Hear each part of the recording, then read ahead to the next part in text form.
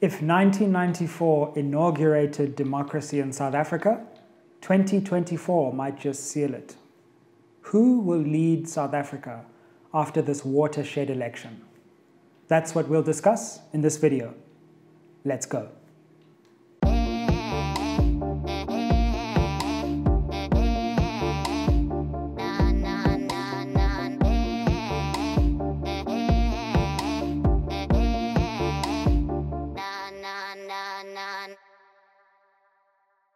Spread the fire, welcome back to SMWX, and as you know, we have a partnership with the Mail and Guardian where I write a column and create a video based on that column. So check the description below for the column that's been written for this month, in which I cover a set of 4 scenarios that could play out after 2024.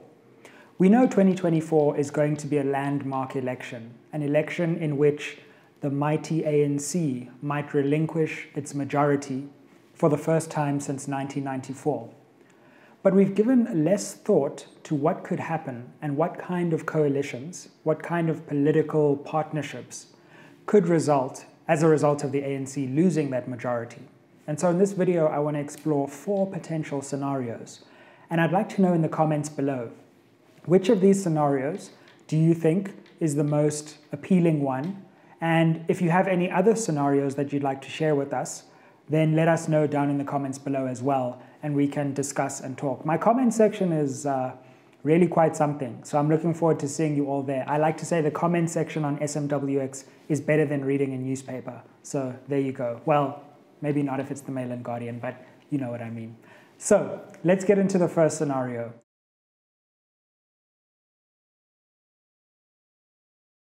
The first scenario is, and I'm assuming here, that the ANC falls below 50%, right? It got 45% in the municipal elections if you total all the votes. So let's say it's around there. The first scenario is an interesting one. It's a government of national unity. Now, a government of national unity actually happened in 1994. Mandela's first cabinet actually included politicians from the National Party and the ANC. So a government of national unity is basically when all political parties come together and they form a government and a cabinet. So you could have a cabinet which had people from the ANC, people from the DA, people from the EFF. Now imagine this scenario on the other hand. Cabinet could consist of, let's say, the ANC. So if the ANC gets the most votes in the election, then they would keep the presidency. But the party with the second most votes, let's say it's the DA, would get the deputy presidency and some other ministries. And then the party with the third most votes would get ministries, etc. And you'd have a shared cabinet of cross-party partnerships. But imagine that some parties didn't join the cabinet. They rather decided to lead in parliament.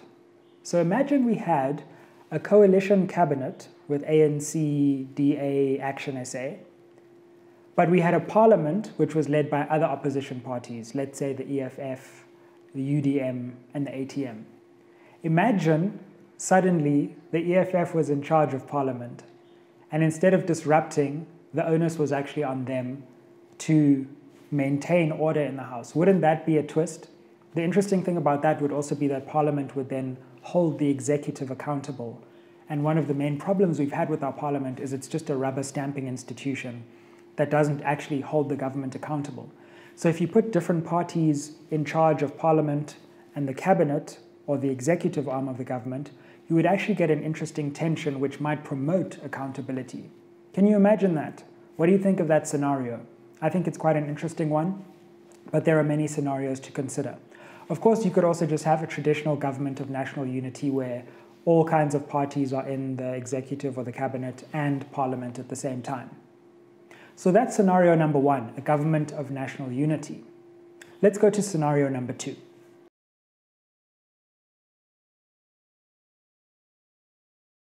Scenario number 2 is an opposition coalition. What would that mean? That would mean that the ANC is effectively ejected from power and thrown onto the opposition benches. And I have to say, there is a certain amount of appeal to this. Imagine all those old, tired ANC politicians who have been lecturing us for the last 30 years, finally being cast out from power. But before we get carried away with that idea, an opposition coalition where opposition parties club together to keep the ANC out of government and positions of power in parliament, we actually have to ask ourselves a very serious and difficult question. Who would be the president of South Africa in that scenario? Let's actually think about it, because the options aren't necessarily incredible.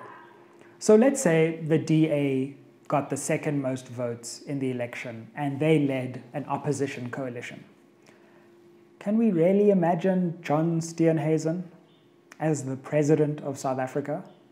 I mean, look, I just don't think South Africa's ready, quite frankly, for a white man to be president so soon. It's just too soon when someone makes a joke that's about something that's serious. Like, for me, it just feels too soon. I don't know if you agree, but I mean, I can understand if that party got a majority and they were legitimately the biggest party, but if it's a party that hasn't got a majority, how do we put John Steenhuisen into the union buildings and live with ourselves?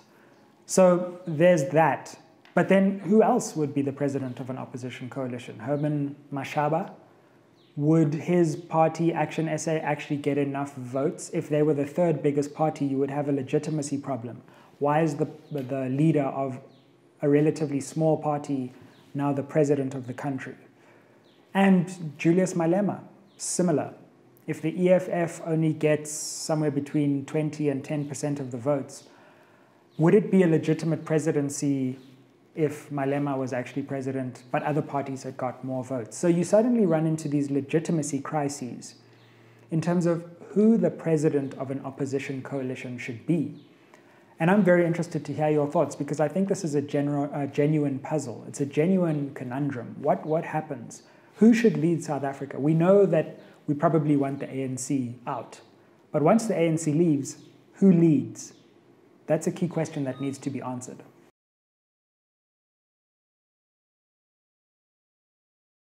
Third scenario is an ANC-led coalition. Now, I shudder to think about it even as I say it, but it is possible for the ANC to be kept in power if they can find a partner who will help them keep their hands on the reins of power. So let's think this through. One option is that the ANC joins forces with the EFF, and we have an ANC-EFF government.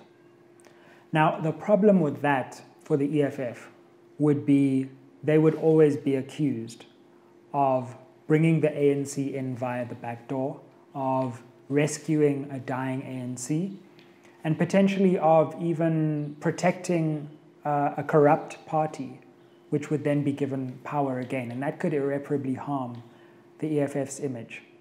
The same for any other potential partner who would bring the ANC back into power.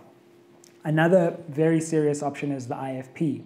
In fact, if we look at the 2021 local and municipal elections, if you combine the ANC vote and the IFP vote, you just squeak over the 50% margin that would be needed to form a government.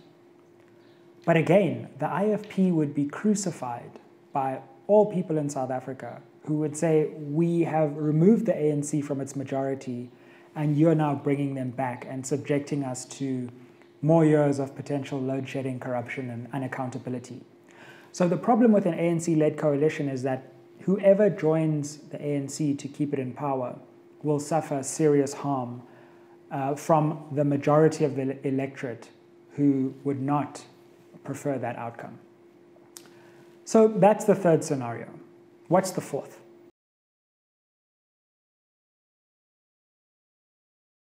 The fourth scenario is what's known as a grand coalition.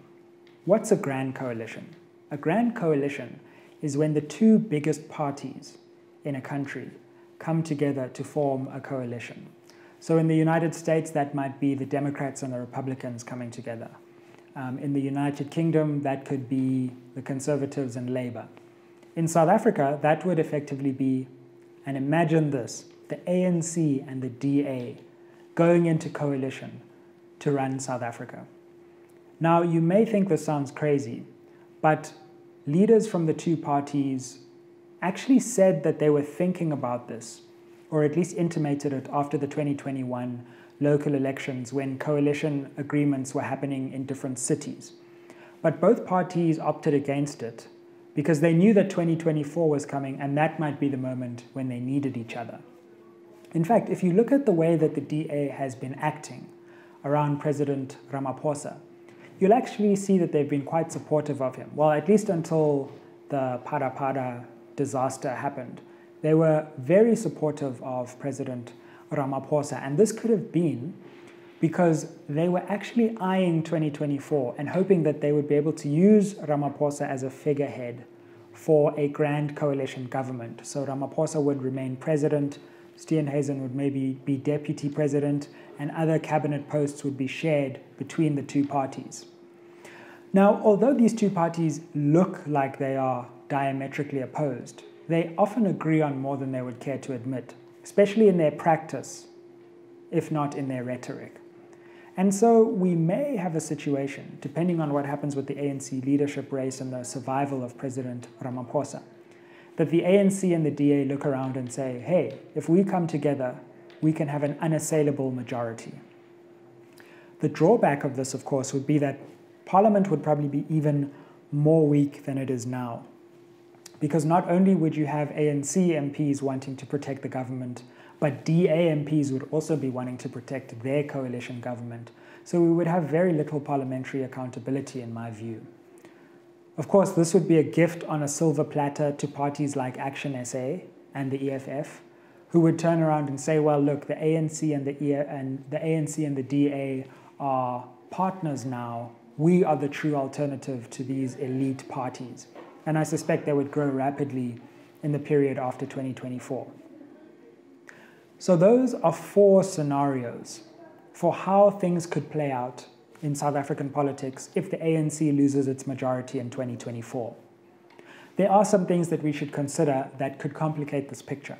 Firstly, there are independent candidates who may play a significant role depending on what happens with electoral reform in this election. Secondly, we also know that often new political parties emerge that we can't predict.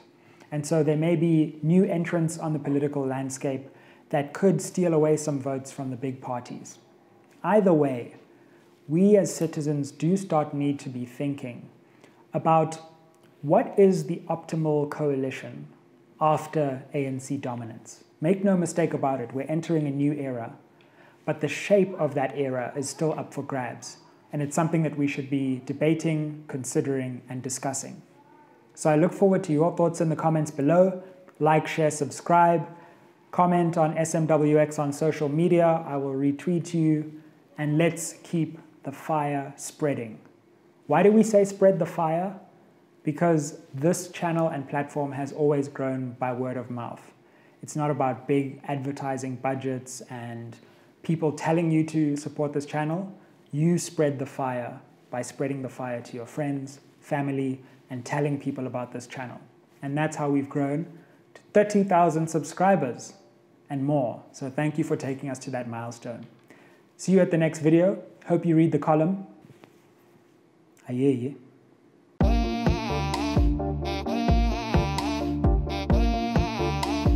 Na na na na